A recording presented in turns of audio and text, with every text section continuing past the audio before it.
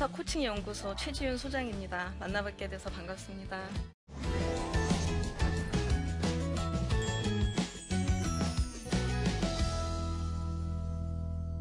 아이들한테 너 뭐가 되고 싶니? 물어보면 잘 몰라요.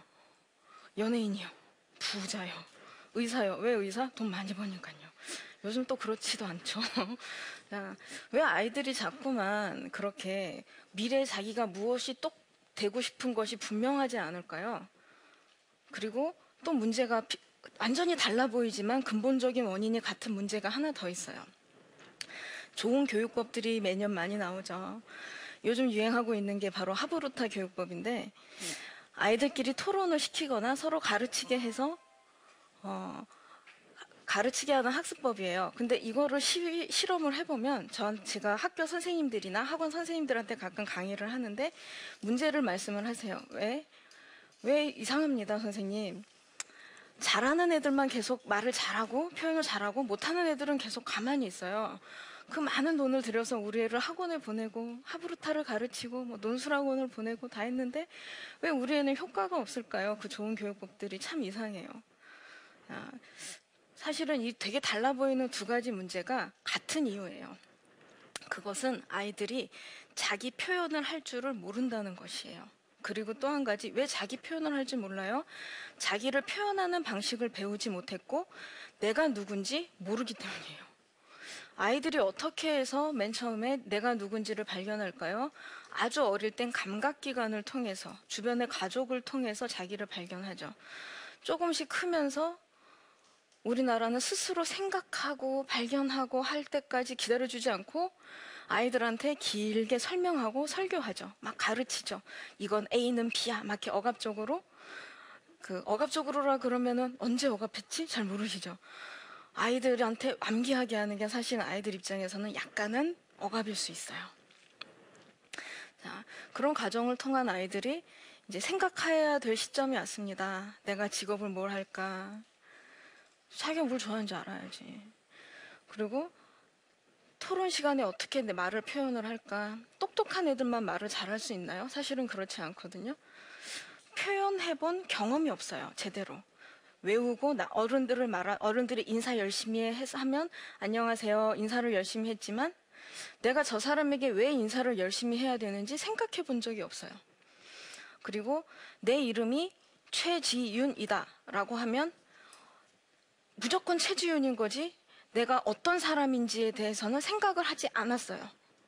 예를 들어서 어른들이 넌 참 착한 아이구나. 착한 게 뭐지 하지만 착하구나. 넌 참 똑똑한 아이구나. 그래 난 똑똑한 아이야. 너는 인사를 잘하는 아이구나. 까지는 다 받아들였는데 외부에서 한 말은 다 들었어요. 그 다음에 내부에서 생각할 기회를 우리는 많이 주지 않았어요. 그러면 내가 누군지 발견하고 내가 뭘 좋아하는지 깨닫고 되게 많은 과정이 필요한 것 같죠. 이렇게 말하면. 근데 그렇지가 않아요. 의외로 되게 간단하게 아이들이 알 수가 있는 방법이 있습니다. 말도 잘하게 되고. 뭔지 아세요? 스스로를 표현하게 하는 거예요. 아이가 자기 자신을 표현을 하게 하는 거예요. 처음에는 굉장히 간단하게 시작할 수도 있어요. 연령에 따라. 근데 놀라운 일이 벌어집니다. 아이들에게 표현을 하기 시작하면 자부심이 생겨요. 아이들이. 자기 자신에 대한 자긍심이 생겨요. 그리고 표현을 하면서 자기 자신을 찾아가요. 아이들은. 내가 어떤 사람인지 내가 나한테 표현하는 방법은 어떤 것이 잘 맞는지는 아이들이 스스로 생각하기 시작합니다. 제가 예전에 잡지사 편집장을 하다가 입시 학원을 운영을 한 적이 있어요. 거기에 어느 날 굉장히 문제가 되는 아이들이 찾아왔어요. 어머니들이 소문을 듣고 여기 가면 애들이 상담도 잘해주고 애들이 좋아진다 소문을 듣고 민망하니까 차마 어머니는 학원에 오지 못하시고 돈봉투를 애들한테 들려보내서 학원을 이렇게 보내셨어요. 그 아이들한테 제가 했던 방법은 그러니까 맨 처음에 말이 되게 안 통했던 거예요. 표현을 안 해요. 되게 공격적인 표현만 계속 일삼는 거예요. 그리고 심지어 같이 온 애들끼리 툭 하면 패싸움이 납니다. 그래서 얘네들을 어떻게 해야 될까 고민을 많이 했어요. 그러다가 제가 원래 칭찬 워크숍하고 긍정 부정 워크숍을 아이들한테 하고 굉장히 좋은 효과를 봤는데 이 아이들한테는 유치부에서 하는 극표현을 극대화하는 방법을 그대로 적용했어요. 오감을 이용해서 오감을 한 번씩 다 건드려주는 거죠. 아이들은 나이가 어릴수록 감각을 건드려주면 지능이 자라거든요. 그리고 그 어떤 매개체를 통해서 자기 자신을 표현하는 것을 맨 처음에 시작을 했어요. 그 다음에 짧은 말로, 그 다음엔 자기가 좋아하는 것을 다른 친구들한테 설명함으로써, 그 다음엔 내가 오늘 배운 거, 배워봤자 논술이라 막 어렵고 복잡한 지식은 아닌데 그래도 자기 자신을 표현하는 방법들이거든요. 배운 걸 친구들한테 읽어줌으로써, 표현함으로써 자기 자신을 표현하는 거 계속했어요. 그 아이들이 어떻게 변했는지 아세요? 물론 여러 가지 다른 변수가 있었겠지만 그 아이들의 공격적인 성향이 굉장히 많이 줄어들었어요. 그 아이들을 보면서 깨달았어요. 이 아이들이 공격적으로 보였던 것은 마음이 불량하고 뭐 일진, 조폭 이런 게 아니라 표현하는 방식을 잘 몰라서 그랬던 거였어요. 그 아이들이 학습해왔던 표현하는 방법 하나는 어른들에게 무조건 순종하기. 나이가 들으면 싫거든요. 그런데 집에서는 어른이 말하면 들어야지! 라고 소리를 지릅니다. 그리고 아이가 무엇을 표현하려고 할 때 아빠한테 가서 말해. 아빠한테 가면 엄마한테 가서 말해. 귀찮아요. 그래서 사춘기 때 바깥에 가서 친구들한테 말하기 시작한 거예요. 그 특유의 공격적인 화법으로. 그렇습니다. 아이들은 내가 누구일까, 내가 무엇을 좋아할까를 발견하는 과정에서 물론 지식의 습득도 굉장히 중요해요. 하지만 정말로 중요한 것은 표현하는 거예요. 내가 무엇을 좋아하는지 표현하고 내가 어떻게 생각하는지 표현하고 내가 남을 어떻게 생각하는지 표현하면서 더 좋은 표현 방법을 연구하고 교정도 받고. 그런데 우리는 이 선생님들이나 어머니들이 애들이 이렇게 우리가 애들을 억압해서 표현하지 못하게 해야지 라고 생각하고 할까요? 아니에요. 문화적으로 우리는 그렇게 돼 있어요. 예를 들어서 유대인들이 태교를 합니다. 어떻게 하는지 아세요? 좋은 거, 뭐가 좋고, 뭐는 좋고. 이렇게 좋은 거를 계속 임산부들한테 이야기하고 느끼고 생각하게 해요. 우리나라의 전통적인 태교 뭔지 아세요? 하지 말고, 금하고, 절대 안 되고. 일단 안 되는 것으로 틀을 짜서 사람을 억압하는 게 우리나라 사람들의 행동 지침이에요. 약간 이상하지 않아요? 좋은 것을 알려주면 되지. 예를 들어서 한국조폐공사에 신입이 들어가면 열심히 진짜 지폐를 계속 보게 해요. 계속 보게 하면서 그것이 눈에 익숙해집니다. 그러면 가짜로 보면 바로 알 수 있다고 해요. 좋은 거를 계속 보면 이게 뭐가 좋다. 아니면 저건 좀 아닌데를 알 수 있는데 안 돼를 계속하면 그럼 뭘 해야 되지? 안 되는데 갇혀버리죠. 곤란해지는 거죠. 그리고 외국 사람이 우리나라 사람을 보면 굉장히 신기해요. 유학생들을 보면서 이런 말을 한대요. 너네 나라 사람은 굉장히 신기하다. 야, 어떻게 말도 다 똑같이 하고 비슷비슷하게 먹고 몰려다니면서 옷도 비슷비슷하게 입고 한 사람 같아. 이상하죠? 그럴 리가 없잖아요. 그럴 수가 없잖아요. 왜 그럴까요? 우리가 아이들한테 가르쳐주는 사회적인 표현이 굉장히 제한적이라는 증거예요. 모난돌 정 맞는다라는 속담이 있잖아요. 왜 모난돌이 정 맞아요? 모난돌은 그 자체로 그 개성이 있고 아름다운 것이지. 그런데 유대인 엄마들은 어떤 걸 자랑스러워하냐면 아이가 개성이 있을 때 1등을 전혀 자랑스러워하지 않아요. 1등을 자랑스러워하지 않고 내 아이가 개성이 있을 때 자랑스러워합니다. 개성은 무엇이에요? 하나님이 그 아이에게 태어나면서부터 주신 자원이에요. 그 아이는 그 개성 속에서 자기를 표현하고 자부심을 갖고 생각을 하고 하나님이 주신 소명을 감당할 거예요. 그 개성을 통해서. 그런데 성적 하나로 줄지어놓은 1, 2, 3, 4, 5, 6, 7, 8, 90 등에서는 개성이 없어요. 성적 중요하죠. 할 수 있는 만큼 하면 중요해요. 그런데 그거 하나만 가지고 무조건 1등 하는 것만 가지고 아이들한테 강압을 했을 때는 그것은 억압이 돼요. 자, 두 가지 말씀드렸죠. 한 가지는 모난돌 정 만든다. 튀지 마라. 그리고 또 한 가지는 1등 해야 된다. 비슷비슷하게 생긴 것에서 젠 앞에 서 있어야 되는 거예요. 왜 외국 사람들이 보기에 우리나라 사람이 이렇게 비슷비슷해 보이는지 약간 감이 좀 오지 않으세요? 근데 그런 교육 방법이 과연 아이들한테 좋을까? 그렇지 않았다는 거예요. 그러니까 아이들이 좀 더 신선한 표현을 하면 그게 뭐지? 제가 진짜로 봤어요. 학원 선생님이 아니 학습지 선생님이 아이들이 굉장히 신선한 표현을 했을 때 정답하고 다른 거예요. 틀렸어. 그렇게 말하면 안 돼. 라고 말하는 거 정말로 봤어요. 정답을만 외우게 하죠. 근데 정말 비밀은 문제집에 있는 정답도 가끔 틀린 게 있거든요. 아닌 게 있고. 그리고 국어나 문학이나 어떤 자유로운 생각을 표현하는데 정답이란 존재하지 않아요. 자, 그래서 요즘 하브루타라는 게 굉장히 유행하긴 하는데, 그러니까 아까도 말씀드렸지만 우리 애는 그렇게 많은 돈을 들여서 하브루타를 가르쳤는데 효과가 없네요. 우리 애는 말하는 게 똑같은데요, 조금 나아지긴 했는데 그게 나이가 들어서 나아졌는지 어쨌는지 모르겠어요 라는 아이들에게는 사실은 다른 게 필요했던 거죠. 그 아이의 마음속에 있는 장벽을 제거하고 사회적인 억압을 제거하고 편견을 일깨우고 자기 자신에 대해서 긍정적인 생각을 갖게 하고 그 아이가 가진 개성 있는 고유의 표현법을 찾게 하고, 그랬을 때 놀라운 변화가 있었어요. 자부심이 너무너무 많이 생겼어요. 그 중에 한 애는 선생님 저는 학원에서만 긍정적이고 이렇지만 딴 데 가면 부정적이에요. 이러더니 어디서 상처받아갖고 오면 자기가 오는 날도 아닌데 학원에 이렇게 앉아서 힐링하고 그냥 앉아있으려고요. 이러고 가더니 멍 때리고 이러고 가더니 점점점 좋아졌어요. 왜 우리 애는 안 돼요? 당연히 안 돼요 라고 생각하던 엄마가 한 달 조금 넘어서 저를 찾아왔어요. 한 달이 조금 안 돼서인가 한 달 넘어서인가 저를 찾아왔어요. 우리 애가 말하는 게 바뀌었는데 도대체 어떻게 된 거냐고. 우리 애는 원래 바보 같은 아이고 그냥 포기한 아이인데 선생님네 학원에 보내고 나서 저한테 말대답을 하는데 제가 그 말을 이길 수가 없더라. 남자아이인데 그것도. 그래서 아이가 하는 말이 너무너무 잘 맞았는데 자기가 화가 나는 거예요. 자기 말에 말대답을 하니까. 그래서 너 그러면 안 돼! 소리를 지르니까 아이가 울더래요. 남자애가. 엄마 그렇게 하면 옳지 않은 거라면서. 엄마 올바르게 말을 해야 된다면서. 애가 막 울더라는 거예요. 그래서 엄마가 저한테 어떻게 하면 좋겠냐고 찾아왔어요. 문제는 같아요. 아까 제가 표현 못한 아이들, 자기가 뭐 좋아하는지 모르는 아이들 말씀을 드렸죠. 이 아이도 문제는 같아요. 표현하는 방법을 스스로 찾아주는 과정에서 우리가 갖고 있던 사회적인 편견들과 부딪힐 수 있어요. 자, 우리 유교에서는 그런 게 있죠. 어른이 말하면 말대답하면 안 된다는 문화가 유교인 줄 알죠? 아니에요. 공자 명자는 제자들하고 되게 활발하게 질문과 토론과 대화를 했어요. 예수님도 제자들이 말도 안 되는 질문에도 다 대답해 주셨잖아요.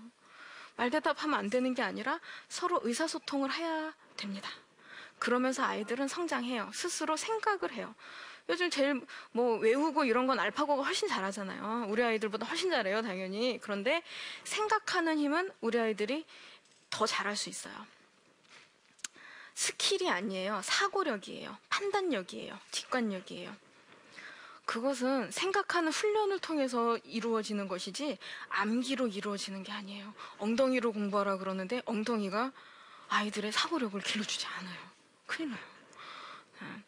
맞습니다. 그 생각을 많은 것들은 여러 가지가 있죠. 물론 지식이 너무 없어도 표현이 안 되고 생각이 안 되고 그래요. 어느 정도 책을 읽어가면서 지식도 넣어야 되지만 표현할 수 있는 토양을 어른들이 또 만들어줘야 돼요.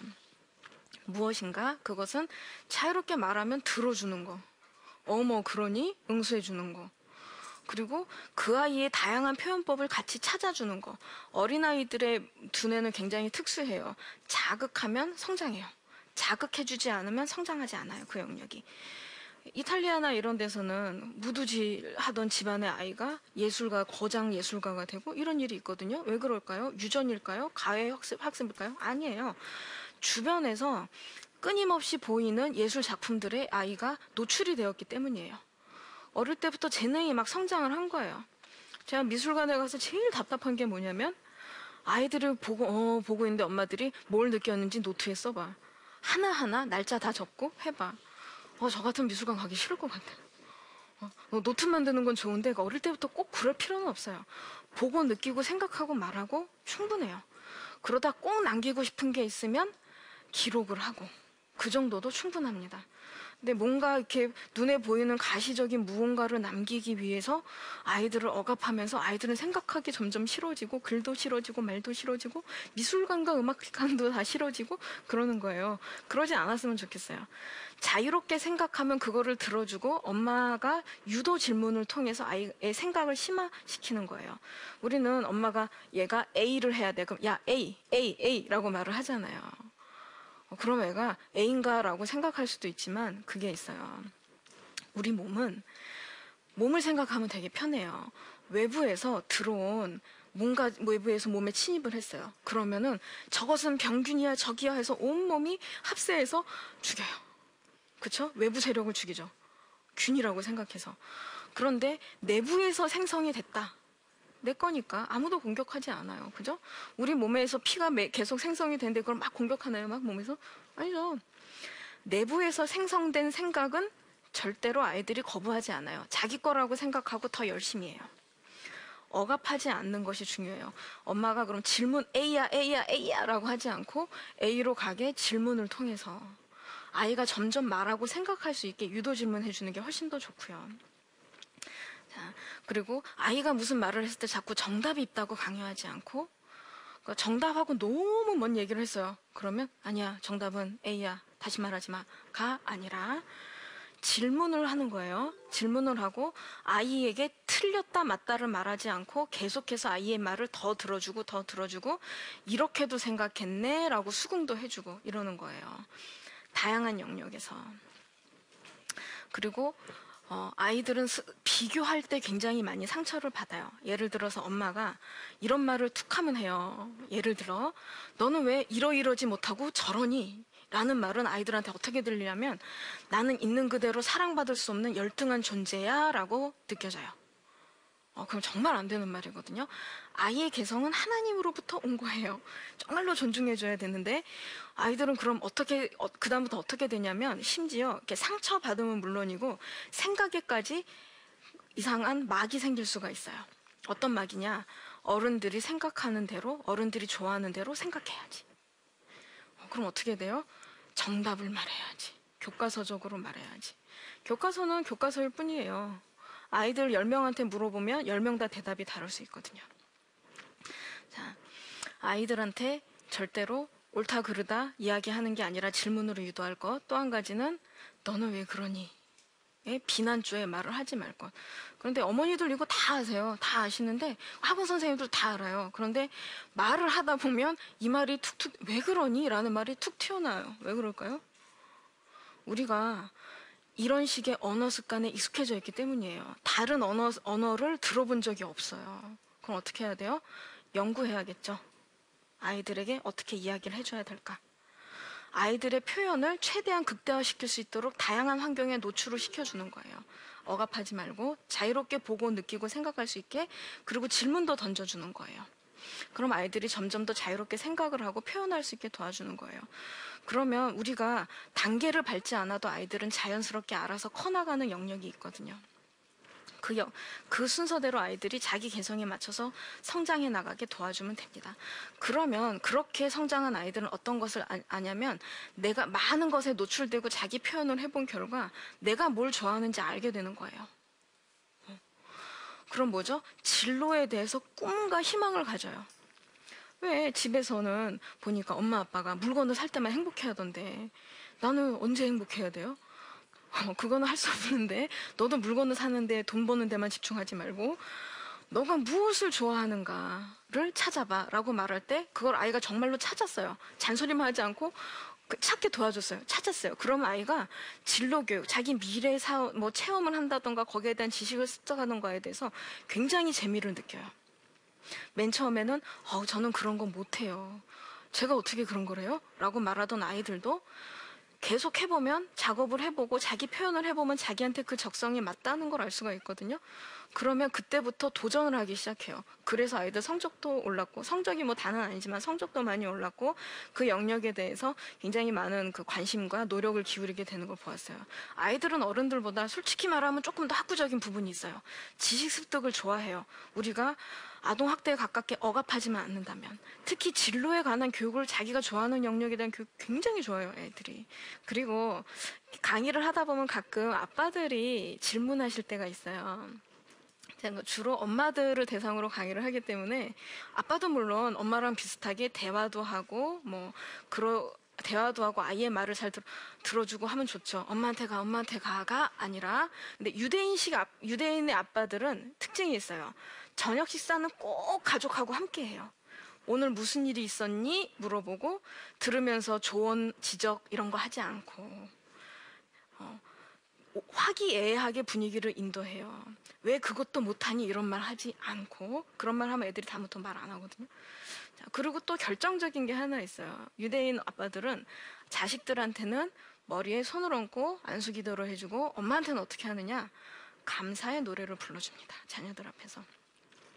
전 세계를 넘나드는 비밀이 하나 있어요. 엄마들이 자식을 너무너무 사랑하는데, 자식을 대할 때 태도가, 아빠가 남편이 아내를 대할 때 태도를 어느 정도 답습한다는 거예요. 자기도 모르게. 남편이 아내한테 막 매몰차게 대하죠. 아내는 자식을 너무너무 사랑하지만 집착하던지, 어느 정도 매몰차던지, 고기를 왔다 갔다 하던지, 이런 경향을 굉장히 많이 보여요. 아빠가 아내한테 굉장히 무관심해요. 너 일은 네가 알아서 해야지. 막 책임을 막 지워요. 아내도 여자 특유의, 엄마 특유의 모성애를 막 발휘할 때도 물론 있겠으나, 어느 순간, 결정적인 순간에 매몰차고 무관심하고, 네 일은 네가 해야지. 근데 네 일은 네가 할 때가 있고, 엄마나 아빠가 나서줘야 될 타이밍이 다르거든요. 결정적인 시간에 남편이 자기한테 했던 그 방식 그대로 자녀한테 대하는 거예요. 아빠가 어떻게 해야 될까요? 답이 나오죠.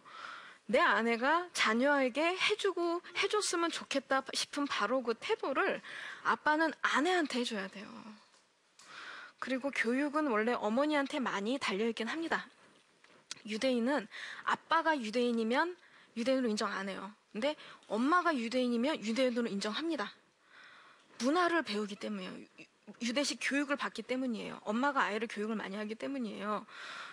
아빠, 엄마랑 같이 교육을 해야 하지만 엄마가 더 많은 비중을 차지하고 있는 게 사실이에요. 그러니까 응원해주고 지지하고, 당신 이거 책임을 져야지.